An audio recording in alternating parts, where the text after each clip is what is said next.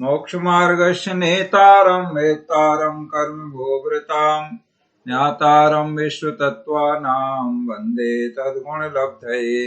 श्री तत्वार्थ सूत्र ग्रंथ जी में आचार्य श्री उमा स्वामी जी महाराज चतुर्थ अध्याय में ऊर्ध्वलोक में देवों का किस प्रकार से निवास है इसके बारे में 16 स्वर्ग और 9 ग्रैवियक, 9 अनुदेश और 5 अनुत्तरों की क्रमशः ऊपर ऊपर व्यवस्था है ये बताए। और ऊपर ऊपर क्या चीज़ें बढ़ती हैं क्या चीज़ें घटती हैं ये आपने समझ लिया है। देवों में लेस्या इस प्रकार होती हैं और ब्रह्मलोक अर्थात 5वें स्वर्ग में लौकांतिक देव रहते हैं, 8 प्रकार के हैं और ये एक भाव अवतारी होते हैं। विजय वैजयंत जयंत अपराजित आदि अनुदेश और अनुत्तरों में 2 भाव अवतारी होते हैं। इतना समझने के बाद त्रियंच किन्हें कहते हैं, त्रियंच गति के जीव कौन है ये आपने जान लिया कि उपपात जन्म वाले देव और नारकी तथा मनुष्यों को छोड़कर शेष जितने जीव हैं वे सब त्रियंच गति के जीव त्रियंच कहलाते हैं। अब प्रकरण सूत्र नंबर 28 से प्रारंभ हो रहा है। भवनवासी देवों की आयु सबसे पहले बता रहे हैं। सभी देवों की आयु इसमें बताई जाएगी 2 प्रकार से। उत्कृष्ट आयु कितनी, उत्कृष्ट का मतलब अधिक से अधिक, जिसे परा बोलते हैं, परा स्थिति ऐसा आएगा, और अपरा माने जघन्य स्थिति। तो जहां अपरा आए तो उससे लगा लेना जघन्य, और एक सूत्र का संबंध दूसरे आगे के सूत्र से रहता है। इस प्रकार से स्थिति को यहाँ हम समझेंगे। स्थिति माने आयु। तो सूत्र दोहराएंगे 28 नंबर। स्थिति रसुर नाग, स्थिति रसुर नाग, सुपर्ण द्वीप शेषाणाम, सुपर्ण द्वीप शेषाणाम, सागरोपम, सागरोपम, त्रिपल्योपमार्ध, त्रिपल्योपमार्ध, हीनमिताः, हीनमिताः। देखो इसमें भवनवासी देवों की आयु बताई गई है। स्थिति माने स्थिति अर्थात आयु, आयु और कितनी, कौन कौन की, असुर कुमार, नाग कुमार, सुपर्ण कुमार, द्वीप कुमार, और शेषाणाम माने भवनवासी देवों में शेष कुमार जो बचे 10 हैं भवनवासी देव, ठीक है। तो इनकी क्रम से आयु सूत्र से देखो अर्थ लगाएं। सागरोपम, त्रिपल्योपम और अर्धहीनमिता। तो सूत्र में देखो कैसे फिट करेंगे। सबसे पहले सागरोपम, सागरोपम माने एक सागर, किसकी, जिसका सूत्र में सबसे पहले नाम है स्थितिर असुर, तो असुर कुमार है सबसे पहले नाम। तो जहां से शुरू हुआ वहां से, तो सागरोपम माने असुर कुमार की आयु एक सागर होती है। इसके बाद त्रिपल्योपम, तो दूसरा नाम क्या है सूत्र में शुरू में देखें, स्थिति रसुर नाग, असुर कुमार के बाद नाग कुमार, तो नाग कुमार की स्थिति 3 पल्ले होती है। और इसके बाद त्रिपल्योपम के बाद है अर्धहीनमिता, माने आधा आधा कम करते जाओ आगे। अर्धहीन, अर्धहीन माने आधा आधा कम करते जाओ। क्या आधा कम करते जाओ, जो इसके पहले बताया त्रिपल्योपम, तो 3 पल्ले से आधा आधा कम करते जाओ। अब आगे के नाम देखो। नाग के बाद क्या है, सुपर्ण कुमार, तो सुपर्ण कुमार की 3 पल्ले में आधा पल्ले कम कर दें तो 2.5 पल्ले। सुपर्ण के बाद नाम क्या लिखा, द्वीप कुमार, तो द्वीप कुमार की 2.5 पल्ले में आधा पल्ले और कम कर दें तो कितनी हो गई, 2 पल्ले हो गई। इस तरह से 2 पल्ले पे हम आ गए। अब आगे शेषाणाम, नाम में लिखा है शेषाणाम, तो शेषाणाम का मतलब ये भवनवासी देवों का इसमें प्रकरण चल रहा है। असुर कुमार, नाग कुमार, सुपर्ण कुमार, दीप कुमार, ये सब भवनवासी हैं। तो शेष भवनवासी बचे 6, 10 होते हैं भवनवासी, तो 4 के यहाँ नाम बता दिए।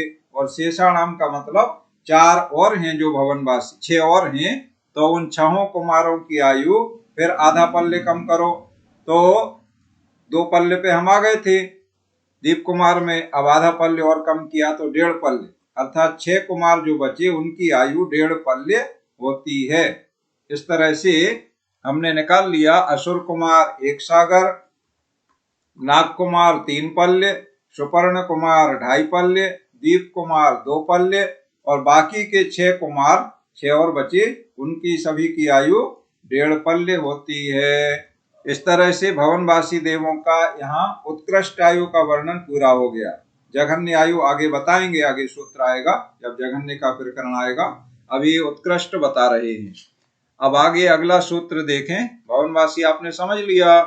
अब स्वधर्म और ईशान स्वर्ग के जो देव हैं उनकी आयु बता रहे हैं। सूत्र दोहराएंगे। सौधर्मयी सानयो, सौधर्मयी सानयो, सागरोपमेधिके, सागरोपमेधिके,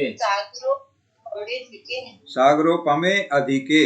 देखो यहाँ सागरोपमे, सागरोपमे का मतलब है 2 सागर।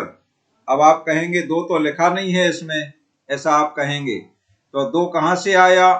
संस्कृत भाषा में जो रूप चलते हैं, वचन होते हैं, एक वचन, द्विवचन, बहुवचन, ऐसे रूप चलते हैं शब्दों के। तो सागरोपम शब्द है और इसके जब रूप चलेंगे तो सागरोपम, सागरोपमे, सागरोपमाणी, एक वचन, द्विवचन, बहुवचन, ऐसे रूप चलेंगे। ठीक है। ये सागरोपम शब्द जो है नपुंसक लिंग का शब्द है। अलग अलग लिंग में अलग अलग रूप चलते हैं। जैसे नपुंसक लिंग में होता है पत्र, पत्र माने पत्ता पेड़ का, तो पत्रम, पत्रे, पत्राणी, ऐसे रूप चलते हैं। पत्रम माने 1 पत्ता, पत्रे माने 2 पत्ते और पत्राणी माने 2 से अधिक माने बहुत पत्ते। इस तरह से 3 वचनों में रूप चलते हैं संस्कृत में। अन्य भाषाओं में, जैसे हम हिंदी भाषा की बात करें अपने देश के हिसाब से, या यहाँ पर अंग्रेजी भाषा चलती है, तो उसमें 2 ही वचन चलते हैं, एक वचन और बहुवचन। तीसरा जो है वो द्विवचन, वो संस्कृत भाषा में चलता है। तो यहाँ सागरोपमे जो शब्द है ये द्विवचन का शब्द है, तो द्विवचन से हमने निकाला 2 सागर। इस तरह से आपको ये बात ध्यान रखना होगी। प्राय अर्थ करने में यहाँ पर चूक हो जाती है। जो भी अर्थ जब बताते हैं तो सागरोपमे का अर्थ 1 सागर लगा लेते हैं, जबकि 1 सागर यहाँ नहीं है। सागरोपमे का अर्थ द्विवचन होने से 2 सागर है। ठीक है। जैसे पुल्लिंग में चलते हैं, पुल्लिंग, स्त्रीलिंग, नपुंसकलिंग, तो पुल्लिंग में चलते हैं बाला, बालव, बाला, माने बाला माने 1 बालक, बालव माने 2 बालक और बालाह बहुवचन माने बहुत से बालक। घोड़ा, अश्व माने घोड़ा, तो अश्वा, अश्वौ, अश्वाह माने 1 घोड़ा, 2 घोड़े और बहुत घोड़े। तो जैसे हम ये कहना 2 घोड़े दौड़ते हैं तो हम कहेंगे अश्वौ धावता। अब यहाँ 2 लिखने की आवश्यकता नहीं है, अश्वौ का मतलब हो गया 2 घोड़े। इसी तरह से सागरोपमे माने 2 सागर और अधिके, अधिके माने से अधिक, 2 सागर से कुछ अधिक किसकी आयु होती है? स्वधर्मई सानयो माने स्वधर्म स्वर्ग के देवों की और ईशान स्वर्ग के देवों की। स्वधर्म और ईशान स्वर्ग के देवों की आयु 2 सागर से कुछ अधिक होती है। ये कुछ अधिक का प्रकरण अलग है। जो घातायुष्क होते हैं उनकी कुछ अधिक होती है। सामान्यतया 2 सागर की आयु होती है स्वधर्म ईशान में, और कुछ अधिक जो शब्द आया है सागरोपमे अधिके, अधिके माने कुछ अधिक, वो घात आयुष्क की अपेक्षा से है। घात आयुष्क का मतलब होता है जिसने पहले ऊपर के कोई स्वर्ग की आयु बांधी थी। आयु का जब बंध हुआ था तो 5वें स्वर्ग की या 7वें स्वर्ग की या 10वें स्वर्ग की, ऐसे कोई स्वर्ग की आयु पहले बांधी थी, और बाद में उसके आयु बंध का जो विशेष प्रकरण है हमने एक बार आपको बताया था। तो आयु का जो बंध होता है आगामी पर्याय की, वह है अपने वर्तमान जीवन में, वर्तमान जीवन की आयु के 8 त्रिभागों में होता है। तो पहले त्रिभाग में मान लो कोई ने ऊपर की अधिक आयु का बंध कर लिया, ऊपर के देवों की आयु अधिक होती है, ये पहले भी बता चुके हैं। अभी यहाँ आयु पढ़ेंगे तो समझ में आ जाएगा। तो ऊपर की आयु, देव की आयु उसने अधिक बांधी, और बाद में दोबारा जब उसका आयु बंध का अवसर आया तो संक्लेश परिणाम होने से उसने कम आयु का बंध किया। अब ऊपर के स्वर्ग में नहीं जाएगा, नीचे के स्वर्ग में जाएगा कम आयु वाले में। तो ऐसे इन्हें कहते हैं घात आयुष्क, घातायुष्क। तो ऐसे जो घातायुष्क होते हैं उनकी आयु 2 सागर से कुछ अधिक होती है, स्वधर्म और ईशान स्वर्गों में देवों की। इस तरह जो घातायुष्क की व्यवस्था है वो पहले स्वर्ग से लेके 12वें स्वर्ग तक है, उसके ऊपर घातायुष्क जीव नहीं होते हैं। अब आगे अगला सूत्र ले लें, सानत कुमार और महेंद्र स्वर्ग के देवों की आयु। सूत्र नंबर 30 में दोहराएंगे, सानत कुमार महेंद्रयो सप्त। सानत कुमार महेंद्रयो सप्त। तीसरा स्वर्ग सानत कुमार स्वर्ग है और चौथा महेंद्र स्वर्ग है। तो इन दोनों में 7 सागर से कुछ अधिक, ये कुछ अधिक सभी में लगाते जाएंगे, कहाँ तक? 12वें स्वर्ग तक। एक बार बोल दिया, ऐसा होता है आदि दीपक, मध्य दीपक, अंत्य दीपक, ऐसे ये दीपक कहलाते हैं। जैसे णमोकार मंत्र में णमो लोये सभ्य साहुणम, ये अंत्य दीपक है, उसमें सभ्य साहुणम सभी साधुओं को, तो णमो अरिहंताड़म में नहीं लिखा सभ्य अरिहंताड़म, लेकिन वो सभ्य अंत्य दीपक है, उसे सब में लगाना होगा। मतलब लोक के सभी अरहंतों को नमस्कार हो, लोये सभ्य, ये अंत्य दीपक है। तो ये अरहंतों में भी सिद्धों में भी लोक के सभी सिद्धों को नमस्कार हो, लोक के सभी आचार्यों को नमस्कार हो, लोक के सभी उपाध्यायों को नमस्कार हो, लोक के सभी साधुओं को नमस्कार हो। एक बार कहा है और लगाएंगे सभी में। इसी तरह से आदि के ये आदि दीपक है, सो लगाएंगे 12वें स्वर्ग तक, क्योंकि घातायुष्क जीव 12वें स्वर्ग तक ही होते हैं, उसके ऊपर नहीं होते हैं। तो तीसरे चौथे में भी 7 सागर से कुछ अधिक होती है। इसके आगे के स्वर्गों में देखो, पहला युगल हो गया, दूसरा युगल हो गया, 16 स्वर्ग 8 युगल में है। तो पहले युगल में स्वधर्म ईशान हो गए 2 सागर से कुछ अधिक, दूसरे युगल में सानत कुमार महेंद्र हो गए 7 सागर से कुछ अधिक। अब आगे के युगल की व्यवस्था सूत्र नंबर 31 में बताई जा रही है। सूत्र दोहराएंगे, त्रिसप्त नवैकादश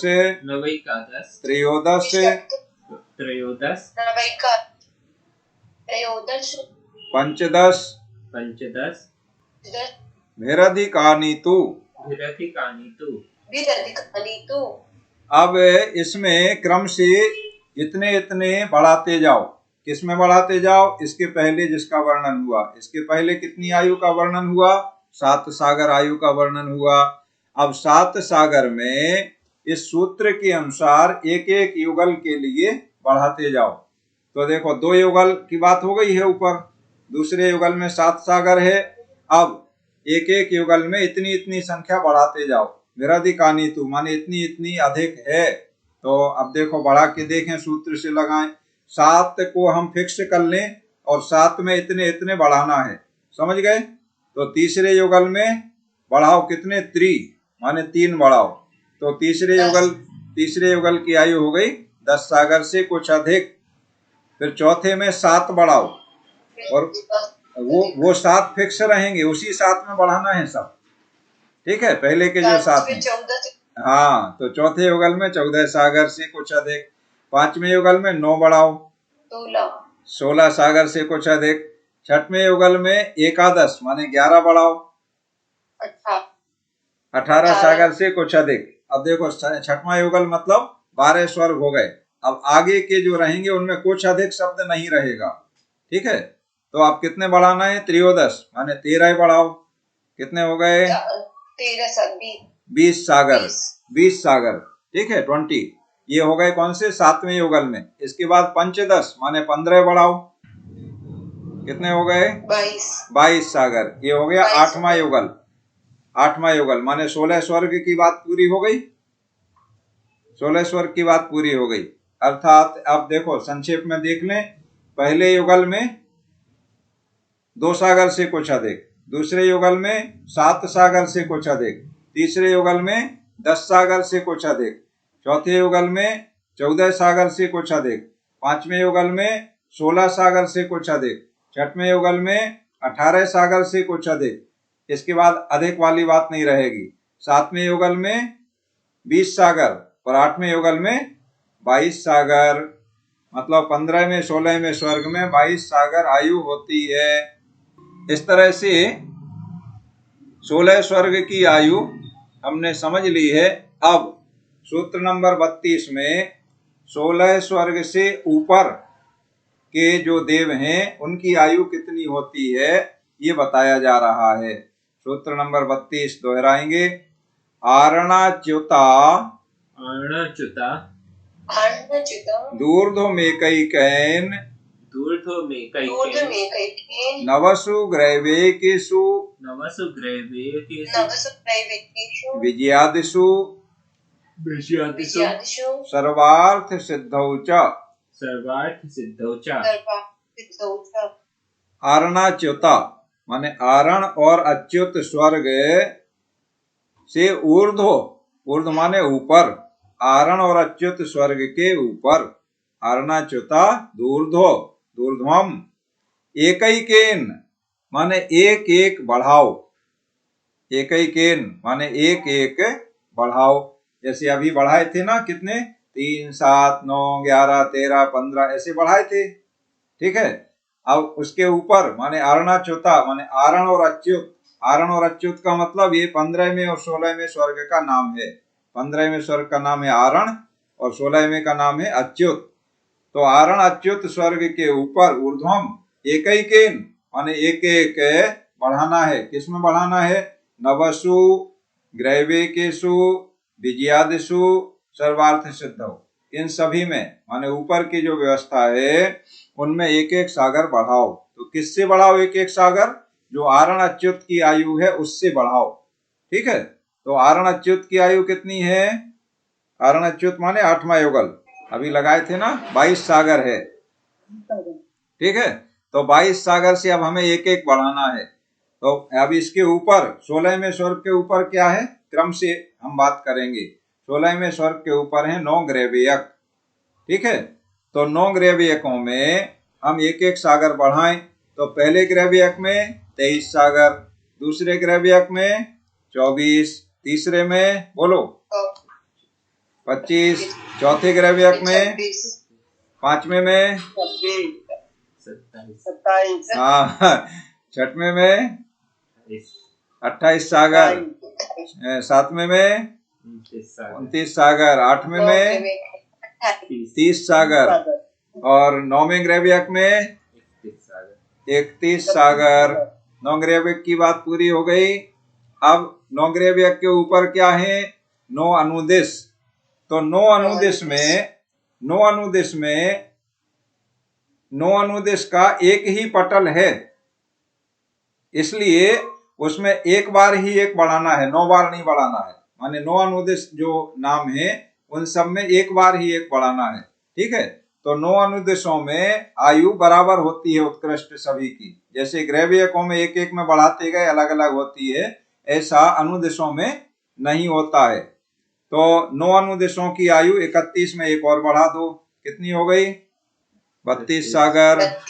9 अनुदिश के जो विमान हैं, उनके जो देव अहिमेंद्र हैं, उन सभी की उत्कृष्ट आयु 32 सागर होती है, ठीक है। अब 9 अनुदिश के ऊपर क्या है? 5 अनुत्तर, जिनके नाम आए थे विजय, वैजयंत, जयंत, अपराजित और सर्वार्थ सिद्धौ च। विजय, वैजयंत, अपराजित, विजय, वैजयंत, जयंत, अपराजित और सर्वार्थ सिद्धि, ये 5 हैं। तो इनमें ये भी एक ही पटल में हैं, बीच में सर्वार्थ सिद्धि है और चारों दिशाओं में एक एक विजय, वैजयंत, जयंत और अपराजित ऐसे हैं। तो एक बार ही बढ़ाना है। तो ये 5 अनुत्तरों की आयु 32 में एक और बढ़ा दें, 33 सागर, ठीक है, 33 सागर। इसमें देखो सर्वार्थ सिद्धि का नाम अलग से लिखा सूत्र में, देखो ग्रैवेकेषु, नवसु, फिर विजयादिषु और सर्वार्थ सिद्धौ च। तो विजयादिषु का मतलब ये बहुवचन है, विजयादिषु बहुवचन है। तो विजयादिषु माने विजय, वैजयंत, जयंत, अपराजित, ये चारों। और सर्वार्थ सिद्धि को अलग से लिखा, तो इसका मतलब ये है कि सर्वार्थ सिद्धि की जो आयु है वो 33 सागर है। विजय, वैजयंत, जयंत और अपराजित की आयु है वो भी 33 सागर है। दोनों की 33 सागर है, फिर सर्वार्थ सिद्धि आपने अलग क्यों लिखा? ऐसा प्रश्न जिज्ञासा मन में आई द्वैपायक के। उसने आचार्य श्री से निवेदन किया, तो उन्होंने कहा हमने सर्वार्थ सिद्धि अलग इसलिए कहा है क्योंकि सर्वार्थ सिद्धि के जो आहिमेंद्र हैं उनकी आयु उत्कृष्ट 33 सागर होती है और जघन्य भी 33 सागर होती है।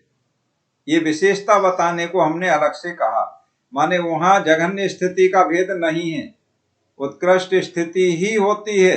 33 सागर से कम किसी की आयु वहां नहीं होती। फिर विजय वैजयंत जयंत अपराजित, ये विजयादेशु लिखने से अर्थ निकल रहा है। इनमें क्या बात है? इनमें बात यह है कि इनकी उत्कृष्ट आयु तो 33 सागर होती है, सर्वार्थ सिद्धि के बराबर, लेकिन किसी किसी की आयु कम भी होती है, तो वो से जघन्य स्थिति कहते हैं। जैसे मनुष्यों की उत्कृष्ट और जघन्य स्थिति बताई गई थी। क्या बताई गई थी, याद है? नृस्थिति पराबरे त्रिपल्योपमांतर मुहूर्ते। नृ माने मनुष्यों की स्थिति, पराबरे माने उत्कृष्ट और जघन्य, 3 पल्य उत्कृष्ट और जघन्य अंतर मुहूर्त है।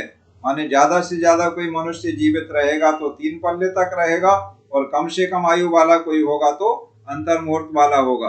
तो ये नियम सर्वार्थ सिद्धि में नहीं लगता है, वहां कम आयु वाला कोई नहीं होता है। सारे देव आहिमेंद्र जो सर्वार्थ सिद्धि में जाएंगे वो 33 सागर वाले ही होते हैं, इसलिए विशेष रूप से कहा। और विजय वैजयंत जयंत अपराजित, इनमें जाएंगे उनकी उत्कृष्ट आयु तो 33 सागर होती है, लेकिन किसी किसी की जघन्य भी होती है। अब जघन्य कितनी होती है ये आगे सूत्र में आएगा, तो वहां पर सारे सभी देवों की एक साथ बताएंगे, तो वहां समझ लेना। ठीक है, तो अब उत्कृष्ट आयु की बात यहाँ पूरी हो गई। और अब अपरा सूत्र नंबर 33 में आ रहा है। अपरा बोले सूत्र, अपरा पल्योपम मधिकम, अपरा पल्योपम मधिकम, अपरा पल्योपम मधिकम, पल्योपमम अधिकम ऐसे निकलेगा। जब अर्थ करेंगे तो निकलेगा अपरा पल्योपमम अधिकम। ठीक है, तो यहाँ से अपरा माने जघन्य, और ये अपरा शब्द कह रहा है कि इसके ऊपर जो बताए हैं वो उत्कृष्ट स्थिति थी। देखो ऊपर कहीं लिखा नहीं था उत्कृष्ट है, लेकिन ये अपरा शब्द कह रहा है कि अब जघन्य स्थिति का वर्णन शुरू हो रहा है। इसका मतलब इसके पहले जो वर्णन हुआ वो उत्कृष्ट स्थिति थी। तो अब सूत्र नंबर 33 से जघन्य स्थिति के बारे में हम कल समझेंगे। अभी समय ज्यादा हो रहा है, इसलिए आज की क्लास यहाँ पूर्ण होती है। और अब आप अपने कोई प्रश्न जिज्ञासा है उनका समाधान करें।